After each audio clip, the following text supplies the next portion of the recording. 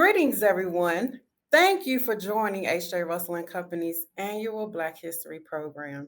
The theme today is Making Black History Every Day, as we honor and learn from Russell legends. Every year at H.J. Russell and Company, we all come together to celebrate Black history. And this year, we wanted to invite others to join us in the celebration via live stream. We invite you to engage throughout the event. Make sure you ask questions, and there will be a special Q&A section of this meeting, but we still invite you to ask questions throughout our time together. Then we'll also invite you to engage throughout this event because it makes things, a little bit more fun and interesting. So now, importantly though, we wanted to share about our company, the history as to why we make Black history every day. So sit back, enjoy yourself, and let me introduce, without further ado, our COO and General Counsel, Yasmin Murray.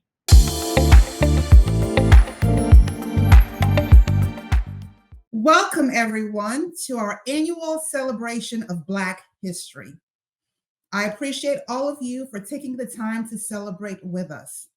And certainly, when we talk about celebrating Black history, we're talking about celebrating the passion, efforts, and commitment of so many legends to the work of creating equality for Black people in America. Because indeed, without their convictions, their tireless work, their unwavering belief that there can be equality for all, we would not have progressed as we have towards that end, particularly in the South.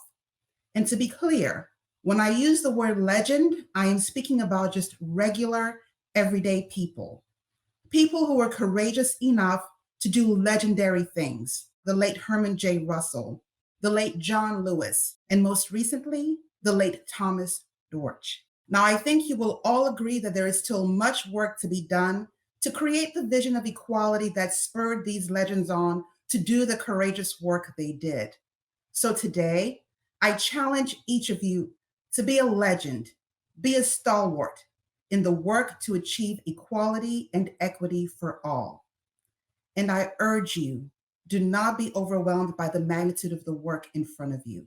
Instead, I encourage you simply to work to effect change in the 3 feet that surrounds you.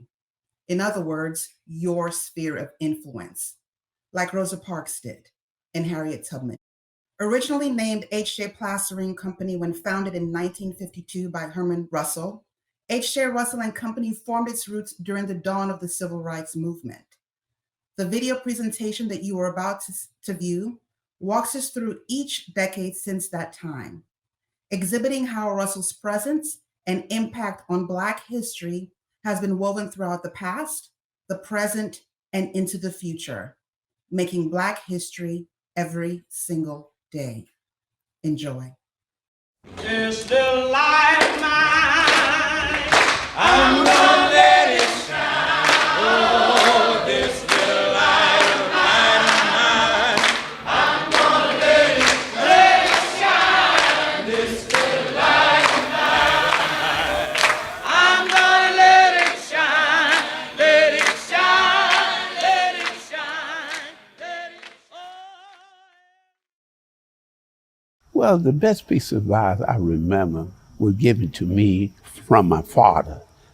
Stay focused and work hard. You can achieve just about any goal.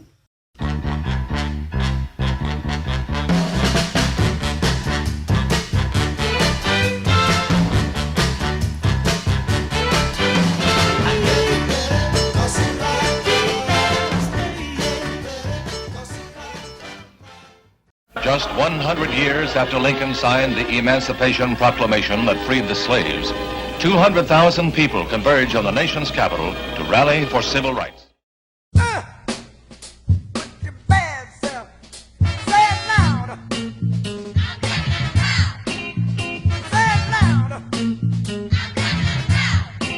Nothing more important than working on a job that you love to work on.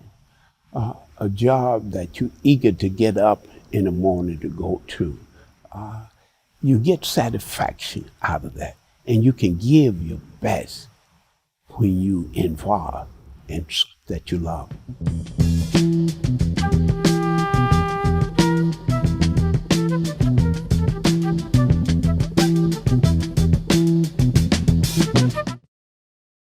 I think Atlanta have some of the greatest people in the world. And it wasn't for Atlanta, I don't know I would be as fortunate I am today that we're able to put so much together. Earnest and commitment is so important. 11 p.m. on the East Coast. We're back on the air, and we have news. There will be young children in the White House for the first time since the Kennedy generation. Barack Obama, in our view, President-elect of the United States of America. The blackness, keep on. Make sure that whatever field of work that you go into, that you love it. You're so eager to get up every morning to get involved. I think one have to love what you do to produce the best.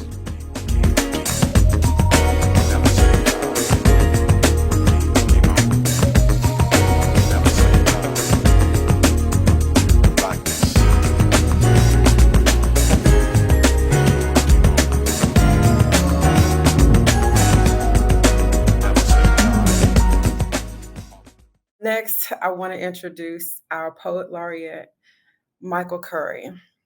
Michael is a poet, author, and social worker, project manager, currently residing in North Florida. For over a decade, he sought to infuse his love of community and artistry to shed light on the plight of underserved communities. As an artist, he strives to impart the understanding of the power of poetry and its ability to assist in growing and healing. Michael's work within the community has allowed him to bring a unique perspective to his poetry by combining his love for storytelling with his experience as a community advocate. His goal is to inspire people to make the changes needed to empower the community around them. During today's celebration, Michael will be performing two pieces. The first piece was commissioned specifically to share the Russell journey. Please welcome Michael Curry as he shares his piece called Humble Beginnings. From meager means and humble beginnings to pillar of communal independence, the Russell hustle remains cemented, plastered across all of history, a monument of determination and consistency and proof that life rewards us in accordance with the depth of our convictions. In an unjust world, faith and hard work is penicillin, the substance of us that expedites healing, and though we know there are ills that can't be cured in a day, a blessing to those that sought and seek to be agents of change, and whether through their work in business or establishing cultures of resilience, or Russell & Co. aspires to inspire us to restructure the world in which we live in, proving that the act of achieving new outcomes is deliberate, and the hope to leave this world better than we receive should be the common thread betwixt our interests, because what is success if not the offspring of will and connectedness?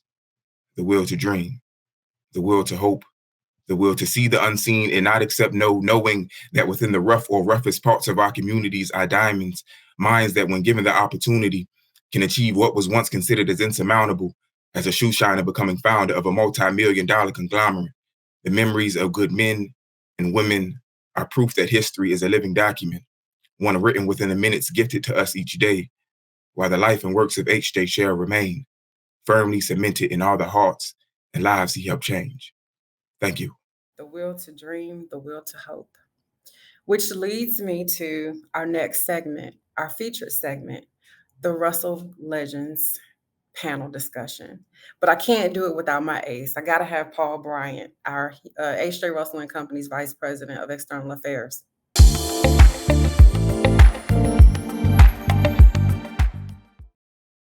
Hey, Paul. Hi, Lenoya. Hey, it's so good to be with you again. Oh, yes. This reminds me of podcast days. How are you doing? I'm doing good. Wonderful. Wonderful. Mhm. Thank you so much for inviting me to participate with you with this panel today. I mean, we have four superstars that have just spent a number of years with the company, and it really kind of makes me feel small. I've only been here for 6 years. I You know, know. how I about know. you? 8 years, I'm still a newbie. So between the both of us, we have 14 years. Well, I look forward to hearing the wisdom and knowledge that these long-term valuable employees have to share with everyone today. That's right. That's right. So, everyone, sometimes when we sit in greatness, we take it for granted, and we may not realize the extraordinary shoulders that we stand on. So, it's always good to do a reminder, just to check yourself from time to time. The purpose of today's panel discussion is to share a bit of history about Herman Russell and the company he founded with others. The Russell legends are employees who worked directly with Mr. Russell and have been working for the company for decades, and they've seen it evolve. They have a unique perspective on our foundation as a business and how our 70-year history relates to and impacts our present and future. So, Paul, Well, you know what? This is such a great panel. People don't want to hear me, they want to hear them. Let's get right to it. The first person that I'd like to introduce is none other than Claudette Hanks. Hello, Claudette. How are you? I'm fine. How are you this morning, Paul? Yeah, you know what? I am great. You know, one of the things at H3 Russell we talk about is that this is like, welcome to the family.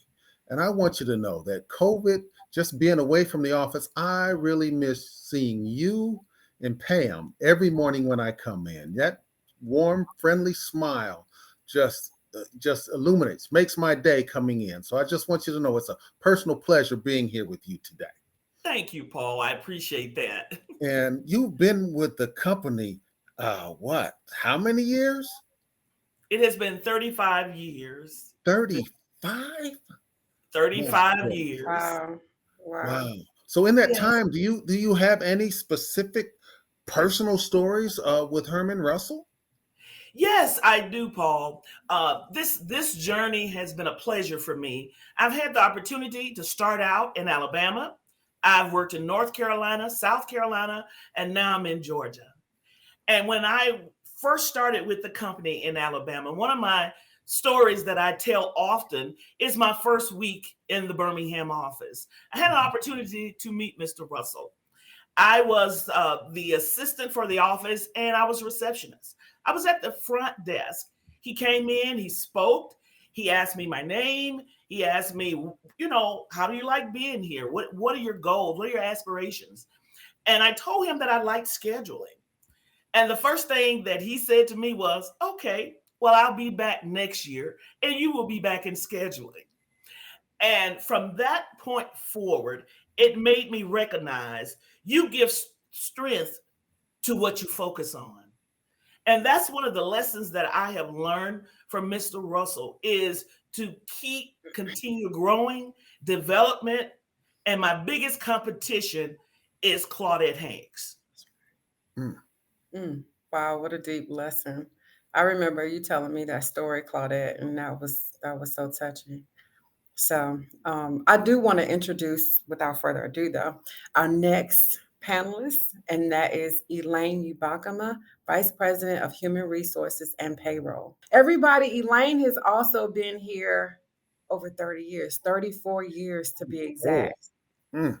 Thank you, Lenoya, and good morning, everyone. Yes, my journey with Russell began almost 35 years ago as a secretary.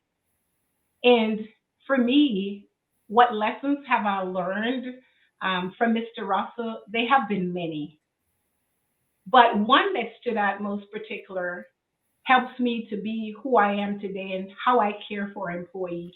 And that lesson is handle with care what has been entrusted to you. What that means for me and what I, as an example, I work with a manager that reported directly with Mr. Russell, and the way she was treating an employee was outside of her policy. And whenever she wanted to do something, I would remind her of our policy. And over time, she got irritated and went to Mr. Russell. So Mr. Russell called me in a meeting with her and his other business partner, and he sat me down. And he wanted to know why I was not doing things as this individual wanted. And so I said to him, I said, Mr. Russell, I said, I can do what this lady wants, or I can operate based on our policy and make sure that I handle with care what has been entrusted to me, and that is to treat our employee with care, walk in their shoes, and make sure that we follow our process. The meeting didn't last very long. Mr. Russell looked over at them and he looked at me and he said, that's what I want to hear, meet and adjourn.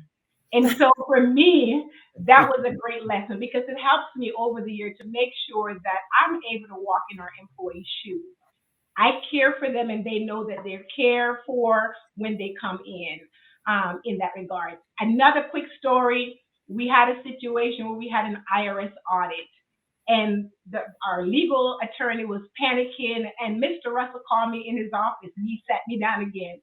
And I thought he was going to talk about the audit and he'd start reminding me about where his beginnings were.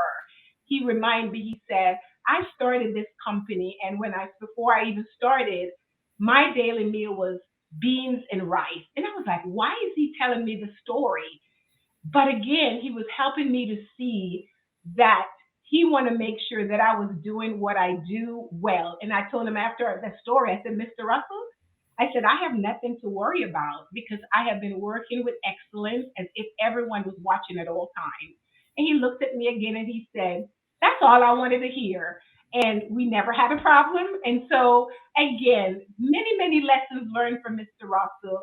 But again, for me, those are the things I treasure as I operate on a daily basis. We had that audit, and guess what?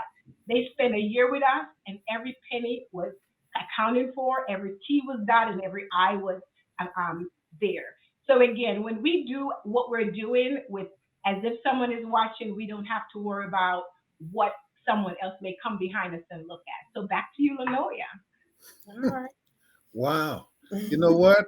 That was a great story, Elaine, that just leads right into our next panelist, Eddie Bradford, who was the CFO of the Russell Family Enterprises. And as a CFO, you had to work very closely with Mr. Russell. I mean, you're the money man.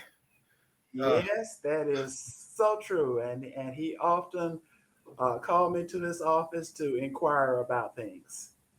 So, so, of the many interactions that you had with him, are there any that stick out that you would love to share with us during Black History Month as we look at his life and legacy? Yes, Paul, there's one in particular that really sticks in my mind. You know, when I think about it, there are hundreds of them, but this one really sticks in my mind because on one occasion, I was in HJ's office and we were just talking, and I decided to ask him a question. And my question to him was, HJ, how do you feel about the administration's plan to raise income taxes on the rich? And his answer caught me by surprise. He said, Eddie, I don't mind paying more taxes if they're going to use those taxes to improve the lives of those less fortunate than I am. And I thought about it. I said, wow, that is a conviction for someone who's willing to pay more taxes to help those less fortunate than he. That is deep, and it just, testifies to his character, and I think about other situations where, maybe some people aren't as generous, but I'm totally in on that. Well, But well, I yeah, it's mhm. it's one thing that he said often, and that phrase I will never forget. But he was extremely concerned about improving the lives of those less fortunate. I heard him say that time and time and time and time again. And he was serious about that. Hmm. Yeah, yeah. And it makes me think about H.J. Russell and Company today, the legacy that he left with his children and his grandchildren. And I see it every day that I'm here. Herman Russell cares. Yeah, Russell cares. Russell cares. But we'll get more into that. I do want to take a moment just to introduce our last panelist, and that is Anthony Dixon. Hey, Anthony, how you doing? I'm sorry, AD. Everybody, we call him the infamous, the GOAT, AD. Yeah, good morning, Lenoy. Good morning, everybody. How are you? Morning. Fine. 45 years, though. Woo! The GOAT. Yeah, You've been here longer than I've been alive. Look, I was just telling somebody, there's going to be people on this podcast that weren't even born when I started working there. Wow. That's okay.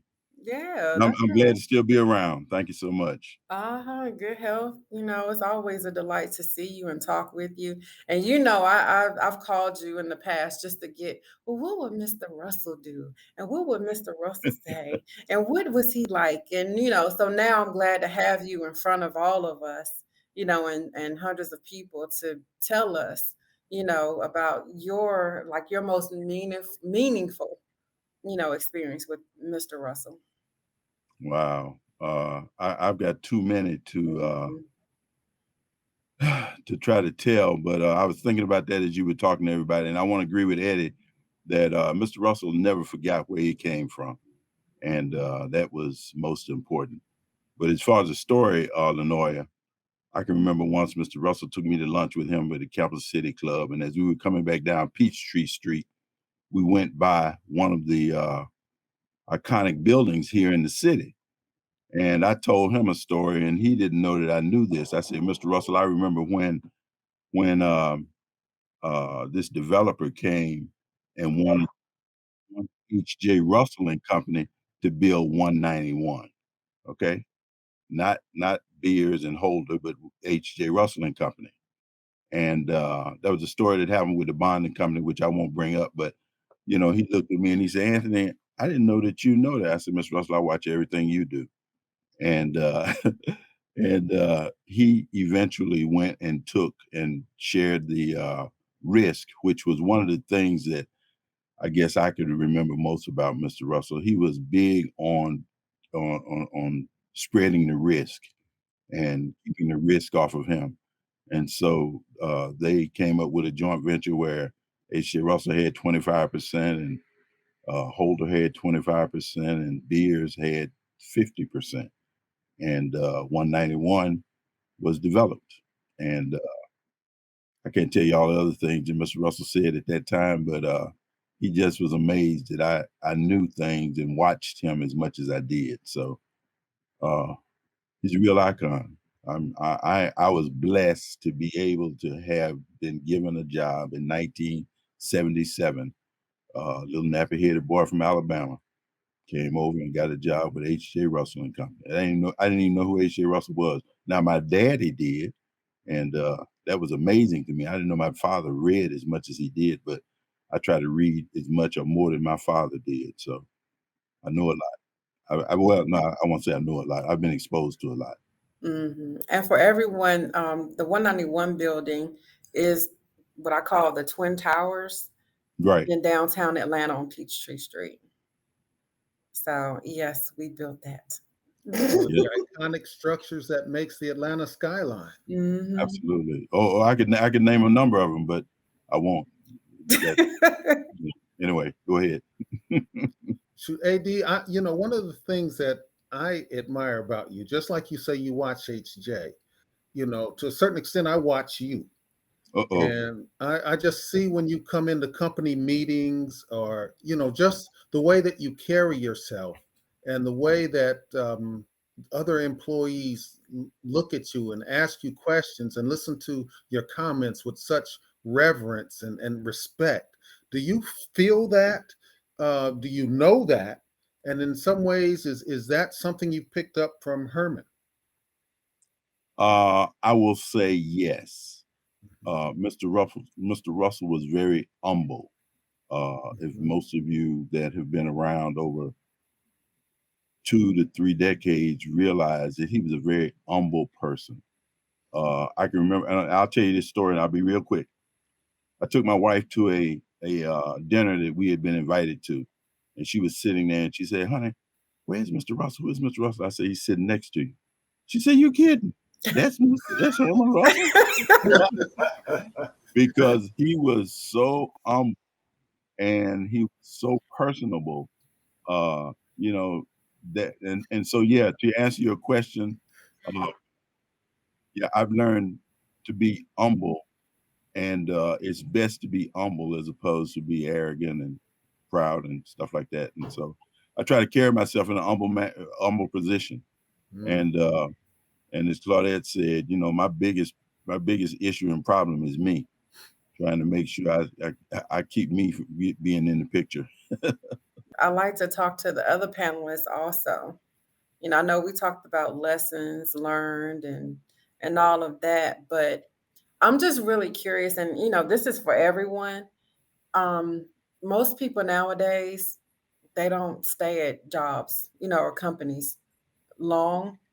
And long, I would say, like, what, Paul, what was your statistic Four that you years, how long? 4.4 years and 1 month is the That's the average. average. Hmm. So, and when I came in, I know there were different reasons why people had stayed so long, but what what was your number one reason for sticking it through for so long? Because I know that, the company evolves, ebbs and flows, up and down.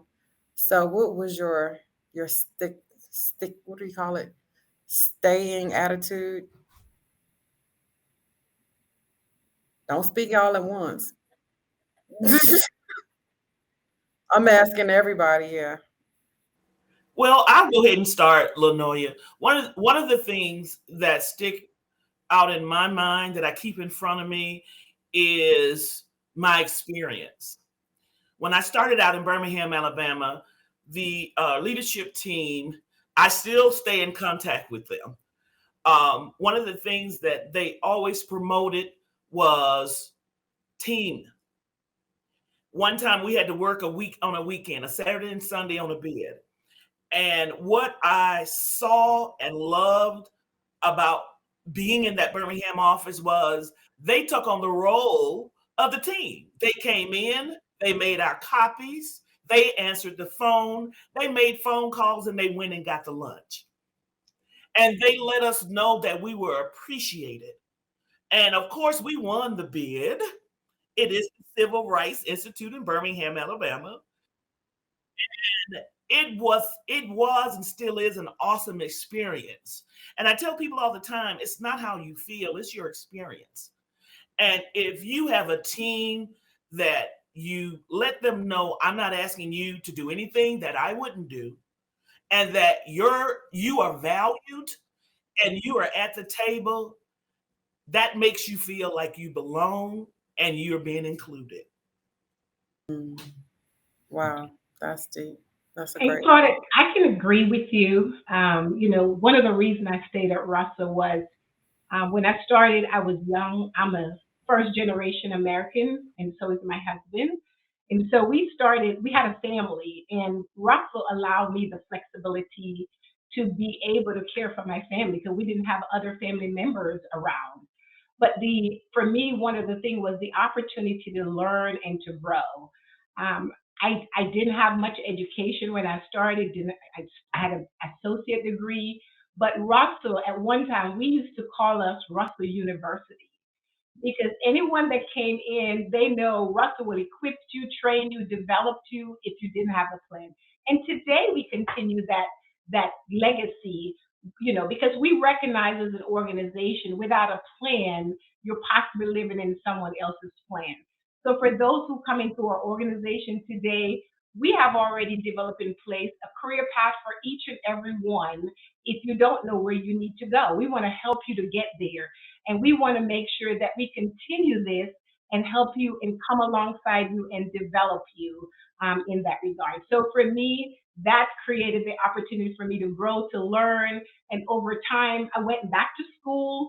I wanted to finish my degree before my daughter got hers. So when she went off to college, I started mine and got my bachelor's in HR at that point in time. So Russell afforded me that opportunity, and not just that, I continue to grow and develop and evolve with the organization, and so everyone here has the same opportunity to do that. What I say to you: don't wait for the opportunity to present itself.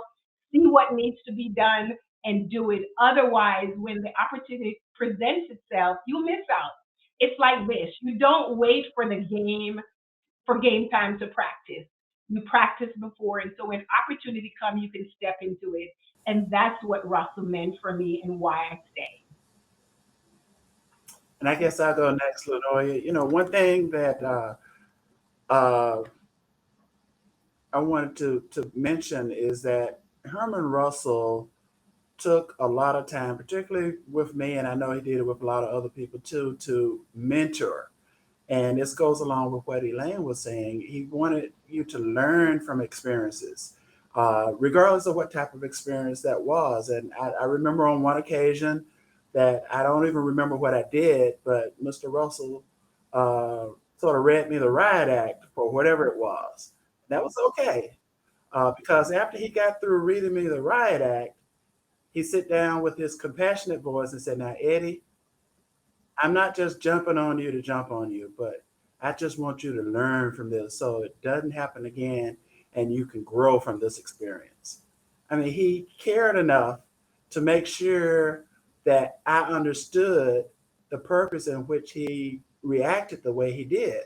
And that meant a lot to me, to know that he cared enough to make sure that I learned from the experience.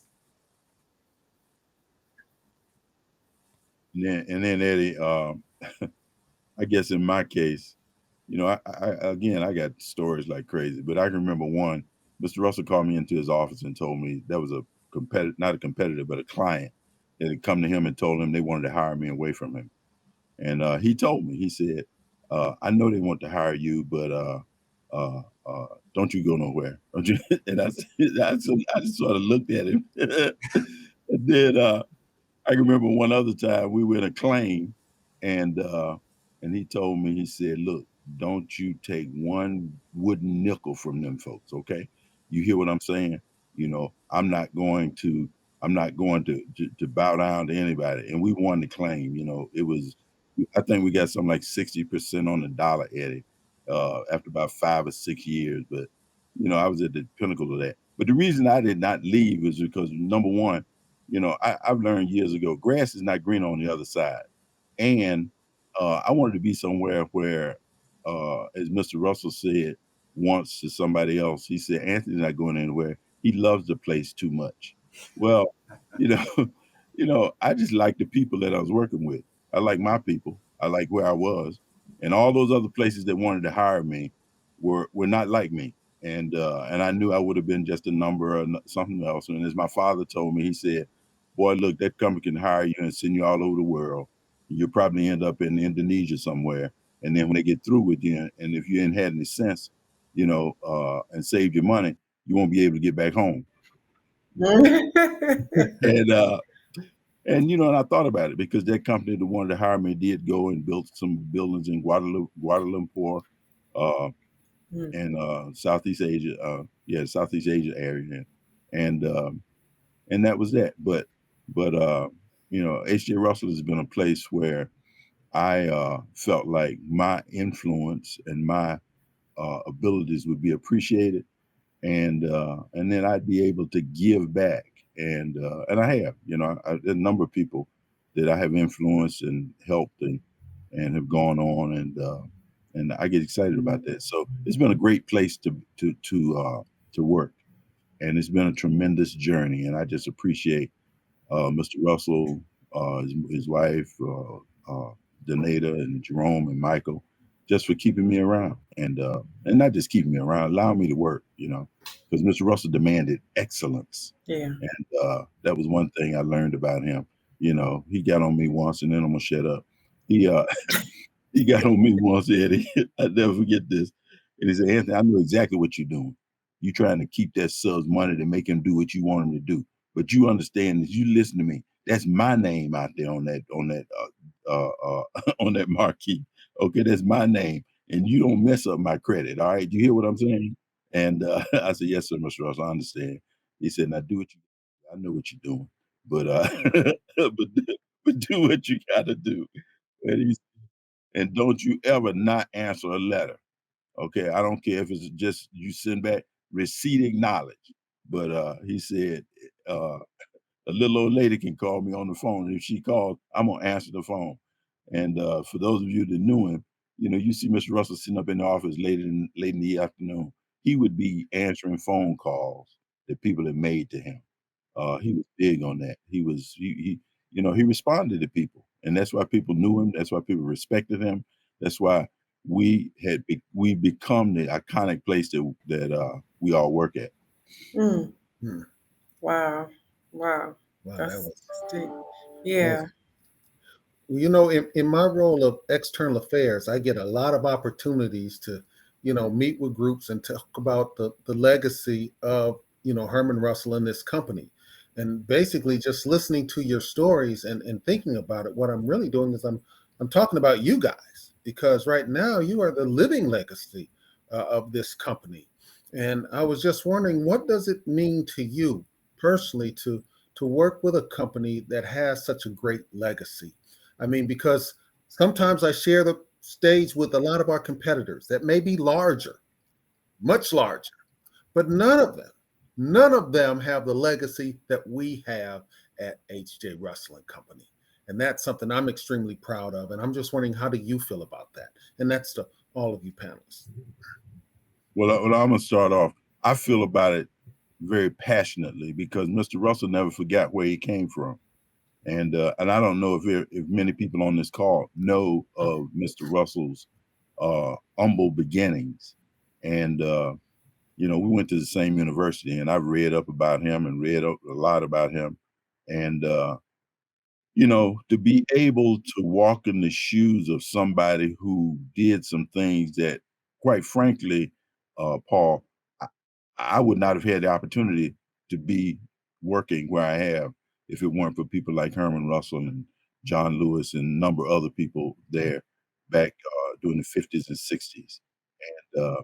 So I just really appreciate the mere fact that I'm able to stand there. I remember what Bob Holder said about Mr. Russell at his funeral, and the fact that he was born 3 miles away, but everything that was set up for him was for him to for Bob Holder was for him to succeed.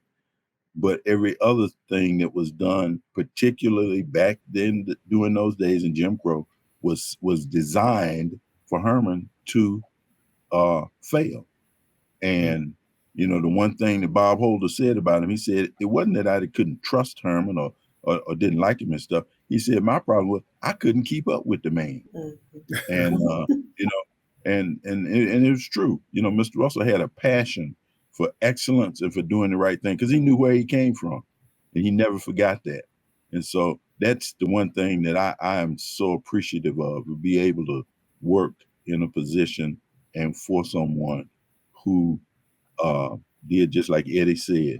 He wanted to be able to make sure that people less fortunate than him had the opportunity to succeed. And Herman was always about that. I would say for me, it is truly a blessing and an honor to serve this great organization and to be able to continue to stand on the shoulders of those who have gone on before me as a part of our organization. I want to say thank you to Michael and the family for giving me the opportunity. This is never, ever in my wildest dream an opportunity that I would ever have said I envisioned for my life. But one of the things I learned from Mr. Russell, again, as I'm sitting here listening to all of you, is don't allow the no's to stop you. When you truly believe this is what you're called to do. One of the things Mr. Russell would say, and I've learned from him, is if the front door is shut, find the back door. If the back door is shut, find a window. If that window is locked, find a chimney. And basically, what I learned from that and helped me through my journey is to see that to be faithful and diligent over what you've been given. And we recognize in life we're going to have no's, we're going to have challenges, we're going to have difficult situations. Stay the course. Challenges are going to come, but guess what? They come to let you know what's on the inside of you, who you are. And together, we as an individual, as an employee, as a body of workforce, we can continue to build and leave a continuous legacy for those who are coming behind us, the next generation. And for me, that is an honor and a privilege that I get to be a part of, and it truly is a blessing. But I'll add to what has already been said. It's been great working for a company and for a man who did not limit you. You're only limited by yourself. And if you're willing to undertake something and do what it takes to be successful at it, HJ was willing to allow you to do it. And I think we already heard about the focus that he had. When he focused on something, it was like an eagle on the wing. When an eagle focuses on something, you can pretty much be assured that that eagle is going to accomplish that. And that's the type of focus that HJ had. He had that eagle laser sighted focus on things. So when he told me years ago that he was going to put a hotel across the street, and I sort of looked cross-eyed at him, well, the hotel is there now. And so many other things, the amount of forward thinking, the amount of visionary that he had, and so forth. To me, he proved that you can do what you set out to do if you just simply focus on it. Focus and do the work that's necessary to accomplish it. And I'm just glad that Donato, Jerome, Michael have that same spirit. And as long as you're willing to focus, you're willing to do what's necessary to do it, they're willing to allow you to do that. And Eddie, I think I'm gonna close behind you and say again, you give strength to what you focus on. And Mr. Russell gave strength to H.J. Russell and Company. He provided us with an example of what excellent looked like, what it felt like, and what it meant. And again, like as everyone has said, I appreciate our founder. I appreciate Michael, Donata, Jerome. They have continued that foundation. And I am grateful and I'm privileged to have grown and developed and learned. And I do believe any place else, I wouldn't have had that opportunity to work again in Alabama, North Carolina, South Carolina, and now I'm in Georgia.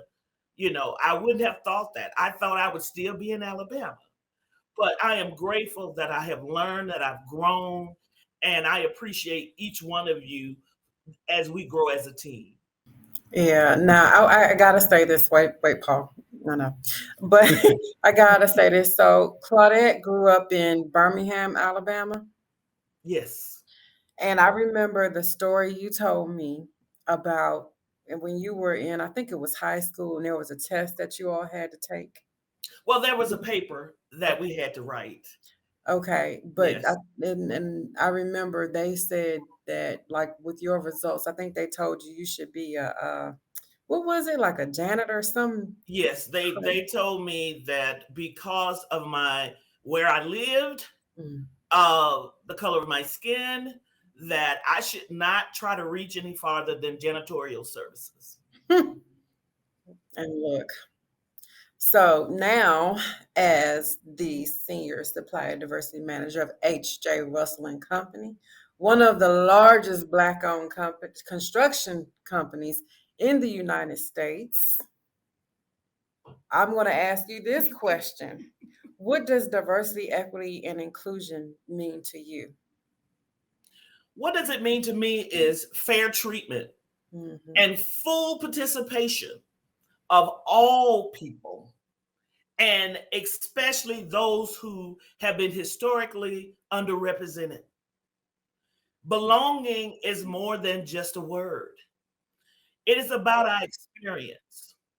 And what I have grown to learn is that it's not just about being in the room, but being prepared to be in the room. You don't have time to get ready. You have to already be ready. And one of the words that I like the most is bridging the gap between diversity and inclusion with equity. We have to be prepared, we have to be developed, and we have to be educated, because winning the bid takes more than a signature. You got to be able to do the work. And it's just not something that I do, but it's a part of who I am. I want them to succeed. I hear a lot of the subcontractors say, Miss Claudette, what do you want from me? I want you to succeed. I want you to sign on that dotted line knowing that you're going to come in on time and on budget. And before you do that, you must be ready. I think that diversity, equity, and inclusion is an upgrade from where I started years ago, where it was really a statement called window dressing, where we were hired in positions and put in places just to say, oh, we have a minority that works for us. And that was the case. Well, diversity, equity, and inclusion is an intentional upgrade from many who are trying to do the right thing. Okay. I'll say it that way. And and it goes back to what Claudette said, it really means uh, having an intentional motivation to do those things. Some people will say that, but they really don't mean it. Okay. They won't have skin in the game. Okay. They won't really go to the point of actually being purposing to be diverse in their employment and uh, uh, principles, and to have equity, giving people opportunities commiserate with their training, background, exposure, and regardless of what their race is, and inclusion, uh, actually wanting you to be at the table with them. Okay, that's what that means to me. I don't know if you all remember. Well, some of you may not have been around then, but HJ used to say often that HJ Russell and Company was like the United Nations. It was representative and diversity is all over the place. And he was proud of the fact that HJ Russell and Company was a company of diversity. Let me ask you guys a question. So you've been here a number of years. You've rubbed elbows with Herman Russell himself, and by doing your jobs, you've helped build this company. You've helped build and structure the culture of this company. Mm-hmm. What do you see as the future? What can you say to some of these people that are on here that may just have 1, 2, or 6 years with the company? As you see it, what does the future hold for this company? And what can we do to make sure that future happens? I'll start off. I would say that starting with Herman Russell, he was a visionary looking forward into the future. He has instilled that visionary ability to his children. So Donato, Jerome, and Michael are also visionaries, and they're looking forward into the future. So as they look forward into the future, they're looking for people that can help them achieve that futuristic goal. They're looking for people who can help move things forward into the future. And for me, as well as for others here, we're glad to be part of that team that is helping to move H.J. Russell and Company and the other Russell Enterprises forward into the future. And I think I would like to add with that, one of the things I'm always asking my team as, I challenge us for things is, what's, what can we do with what we have and make it better and make it greater? Because if we, as we look at time continues. Um, I envision the next 30 years for Russell. We're going to be celebrating 70 years this year. And so I'm seeing the next 30 years ahead where we having the next generation come in and move us into another era as an organization. So for us, from my perspective, we having others coming in with being innovators that will see what needs to be done and continue to build on it in that regard. You continue to ask what's next. That's our theme for 2023. Our employees is next. Where do we go from here?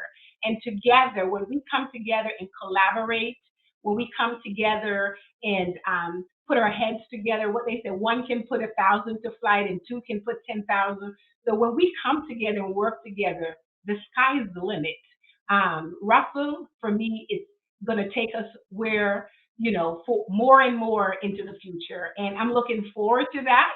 I'm looking forward to working with those that are coming in and want to make a difference, want to give back those that want to come in and just like Mr. Russell, have a heart for our community, have a heart for the people we're working with, and the partnership with our leadership and making sure that we're able to position ourselves with excellence, with greatness. It's in the inside of each and every one of us working for the organization today. And when you believe something, there is nothing that we cannot achieve. And that's where my heart is and what I see for us. So Russell being Russell being a large company within the construction industry, how have you seen the industry evolve over time, especially from a MBE perspective, minority business enterprise? Uh, it in one respect, it hasn't really changed much. In some regard, Really? well, hold on. Oh. I'll qualify that. Let me qualify that. And I say that from the standpoint that the opportunities that Mr. Russell used to say it this way: there should be 100 of him in this country with the opportunities that exist. And when I say that it has not changed much, the opportunities are not as great as they used to be, and it's a lot harder. And many times the goalposts is moved and the boundaries are changed and the rule books are changed. But you have to keep up. You have to keep up and stay engaged to make that happen. I thought you were going to ask me the question about how has the construction industry changed since I started H.J. Russell, and I was going to say we have gone from pencils on paper to pointers on computer screens. Uh, but yeah, but for MBE companies, the opportunities are there. It's just a lot harder in my mind for them to be able to actually access and to gain those things. The economic opportunities, it's a lot harder for them to get. And Eddie's nodding his head, and he knows what I'm saying. To get a line of credit, to get an opportunity to be able to engage with a financial institution. There's some that will engage with you, but they're not fully, as Claudette defined diversity, equity, and inclusion. They don't really have as much skin in the game. They won't give equal opportunities to a person that looks like me versus another person that looks like them, and that's where I say things have not changed as much. It's a lot harder, and one thing Mr. Russell did. This is why I mean this is really iconic. I appreciate you guys putting this on. Mr. Russell was not only prepared. People wanted him to do joint ventures with them, not because he was minority. They were amazed that he was able. He had everything in place. He had the bonding. He had his own limits. He had his own economics. He had, now this is most important, and a lot of people don't realize this and believe it, but he had people who could do the work. I mean, you just don't know the number of individuals that I have seen and been around and experienced who were engineers. I'm talking about registered engineers, Black folk, and they were able to do the job. And then people like me who had the opportunity to learn and be exposed and to go up the ladder, as Elaine said, and actually do the work. You know, we've torn down more buildings in this city that I have built than are probably still standing. That H.J. Russell and Company built, not because they were bad, but it's just what we do in this city. We build them and then we tear them down and build them, build some more. But H.J. Russell was been involved in all of that. So AD, is there any project that stands out to you in your mind? Like this is the one I worked on, or this is the one. Is there any particular project of all that you've seen? It could be in the concession business. What stands out in your mind that H.J. Russell's been involved with that you touched? The M1 contract in 1977 at Hartsfield-Jackson Atlanta International Airport. Every time I catch a flight, I'm riding on that train, and I said, boy, 40 years ago, I was crawling around in this tunnel, laying out these tracks and laying out things and putting escalators in and stuff like that, you know. And then I'm gonna say this. This is not to pat myself on the back, but I was coming back from Dallas here last week, and there was a person with me. I said, "Come here, I want to show you something." And there's a plaque that's got my name on it with a project that I did at the airport that's there between Concourse A and Concourse B, and talking about the team that I led. And the thing was so encouraging. The city of Atlanta been trying to get this project up for 13 years. And I remember sitting in a meeting, somebody said, "Give it to Anthony, let Anthony have it." And in 18 months, 19 months, we had put it in place, completed it, and it's there now. And that's credit to H.J. Russell and Company, not to me. You know, I mean, I work for H.J. Russell. Herman told me once that he said something. It's so funny. He said, Anthony, I forget what he asked now. I said, "Mr. Russell, uh, I can sell me. I can sell myself." I said, "But you know who I'm selling?" He dropped his head. He said, "I know, Anthony, H.J. Russell and Company." I said, "Yeah, why you dropping your head? Chuck, I want to be here. I work for you. I am you, you know?" And so, and so, and so yeah, but to answer your question, Paul, I'm sorry. That airport, you know, I did so much out there at that airport, you know, I won't even tell you all this stuff. But that tunnel is my claim to shame. I guess I can say it that way. Okay. Yeah. Lenoy, I'm gonna do something totally off script here. But if anybody listening here, if you find that plaque and take a picture of yourself with that plaque with AD's name on it, you send that to me, Paul Bryant at hjrussell.com. We'll figure out some sort of prize, gift card, something that special that we can do for you. Take you to dinner or lunch or something. But you Wow. find that plaque and let us all see it. That would be wonderful. And y'all, it's P Bryant at hjrussell.com. I got You gotta get it right. Claudette, AD, Eddie, Elaine, and of course my ace, Paul, Paul Bryant. Thank you all for joining me for this panel discussion, Russell Legends. Next, we will have Michael Curry, who is our poet laureate, and he is giving us the final piece, whatever we decide. Black history be a continuum of was, then, is, now, and will be. And what Black will be is a mountain peak above glass ceiling. Black be the ability to break barriers. Born with noose, we turn the bootstrap. Watch Black make progress out of pain, history out of tragedy. No other essence I would rather be, because daily we casually defy odds. We're all stacked against us. We make the strenuous look easy. Easy as Sunday morning. Black be a ray of sun amidst the clouds, shelter amongst the storm. The strength in a father's arm, yet gentle as a mother's kiss. Black be multifaceted, multidimensional. Black be the capacity to do it all and then some on any and every plane. They ask how Black stay sane, but only because they don't know the strength of a grandmother's prayer. Black be the embodiment of I might rest, but I won't ever quit. The grit and a strong spirit. Because we Black, we persevere, determined to endear ourselves to a better day where equity is no longer just distant hope or movie trope. Black be more than our ability to entertain. Despite the fact we make even the most complex things look and feel just like art, our lineage be one of surgeons and architects. We are the archetype, builders of society, high-minded and mighty, people that wield swords swift as our pens, paintbrushes and hammers, masters of proper and twisted grammar. We who were force-fed verbiage that didn't belong to us and used it to rewrite our destiny.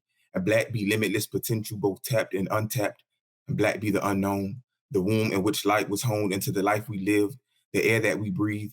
Black history be unorthodox measures to get divine outcomes, the faith and word and affirmation, the matter between the let there be and the it was good. Black be God's image reflected, the bold, the beautiful, the once neglected rose that rose, turn concrete jungles into our own gardens of Eden. Black find a piece of heaven in all the hell they offered.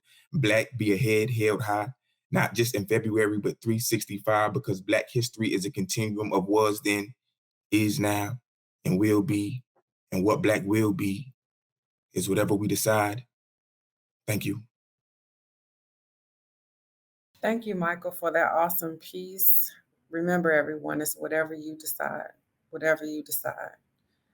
So that actually is almost the end of our program, but there is one other Russell legend that I have got to introduce you to, and that is Tiffany Lewis, H.J. Russell and Company's Vice President of Diversity, Equity, and Inclusion.